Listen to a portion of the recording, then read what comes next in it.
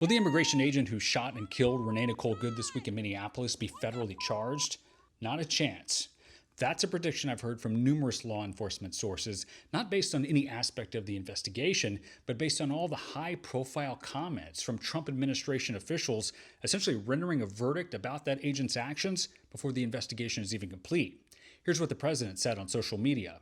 The woman driving the car was very disorderly, obstructing and resisting, who then violently, willfully, and viciously ran over the ICE officer, who seems to have shot her in self-defense.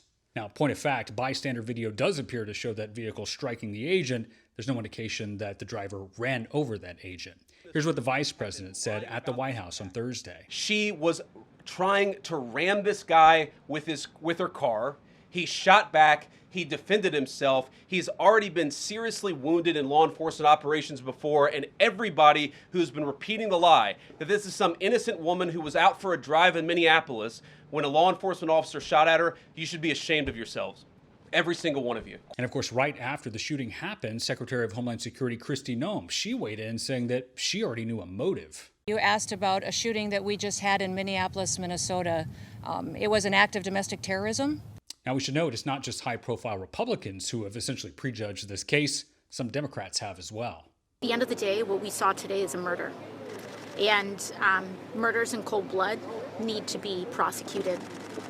Why does all this matter?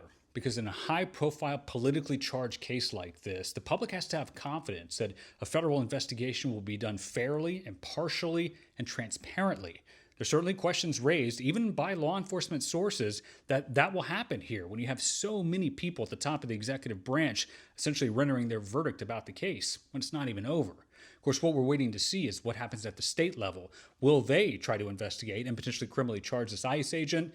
Officials there say that they've been locked out of the federal investigation.